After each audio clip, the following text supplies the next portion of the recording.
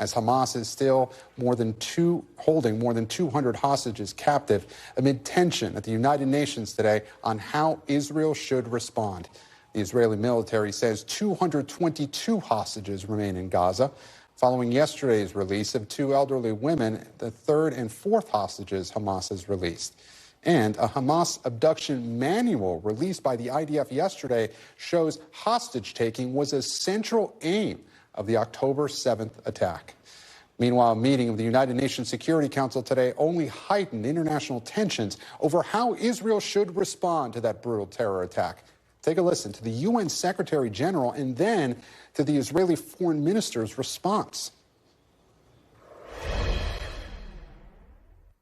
It is important to also recognize the attacks by Hamas did not happen in a vacuum.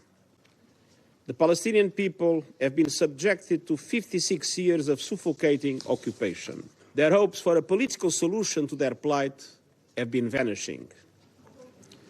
But the grievances of the Palestinian people cannot justify the appalling attacks by Hamas, and those appalling attacks cannot justify the collective punishment of the Palestinian people. Mr. Secretary General, in what world do you live?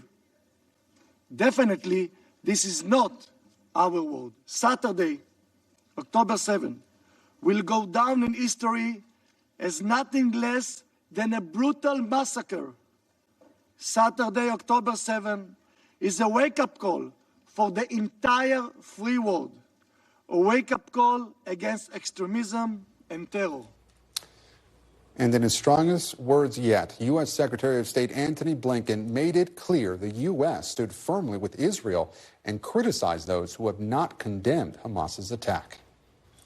We must unequivocally condemn Hamas's barbaric terrorist attack against Israel. Babies riddled with bullets, young people hunted down and gunned down with glee, young people beheaded, families burned alive in a final embrace,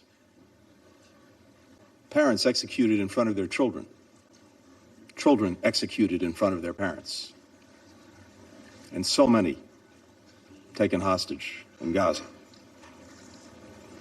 We have to ask, indeed it must be asked, where is the outrage? Where is the revulsion? Where is the rejection? Where is the explicit condemnation of these horrors? Those comments come as the details on the spider web of Hamas tunnels in Gaza raise questions of when and how Israel plans to carry out an expected ground offensive. An Israeli army spokesperson said they're ready to act as they wait for the right operational and political timing, even as the U.S. has advised Israel to delay any ground invasion for both hostage negotiations and to allow time for aid to reach Gaza, which remains in the throes of a dire humanitarian crisis. This afternoon, I asked President Biden if humanitarian aid was getting into Gaza fast enough. His response, quote, not fast enough. And joining me now in Israel are NBC's Hala Garani and Josh Lederman. Hala, I want to start with you. What more are we learning about Hamas's planning and strategy leading up to the October 7th terrorist attack? Well, we are learning that there were some clear plans to take hostages, as you reported there, and we saw after the release of the 2 elderly ladies who were let go and crossed over into Egypt yesterday, that they had that intricate network of tunnels through which they led the 2 women and then separated them into groups. The 2 women also described how they were abducted from their kibbutz and put on the back of a motorcycle. I should say that was the older of the 2, Yeshevet Lifshitz, the 85-year-old. Her daughter there was translating with her mother sitting by her in a wheelchair. We are also learning. I have been speaking to a person that is close to the negotiations that so far there are real holdups in terms of getting more people released. There are reports that the next batch of hostages, the hope, at least, is that the next batch would include more people. But there are disagreements surrounding some key questions. The reports are that those questions revolve around the supply of fuel to the Gaza Strip. So this is where we are now. We've had now 2 sets of releases of 2 people, 4 out of the more than 200. But right now, it appears as though any future release based on current negotiations is not going to yield any positive result, in at least imminently, is what I can report to you, Gabe. And Hala, it was remarkable to see that hostage shocking less than 24 hours after being released. But Hala, I want to ask you, Israel is yet to launch its ground offensive into Gaza. Are people in Israel frustrated that it hasn't begun yet? Is Netanyahu facing pressure from the far-right wing members of his party to launch the offensive?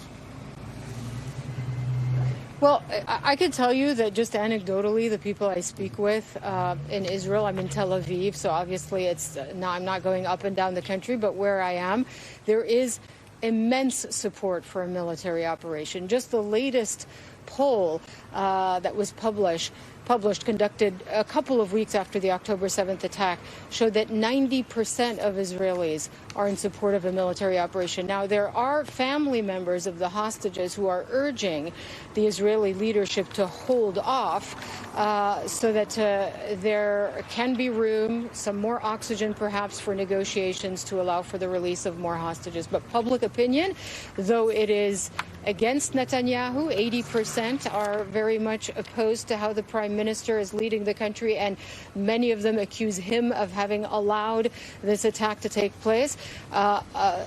Pretty much that same percentage of Israelis are in support of military action against Hamas, Gabe.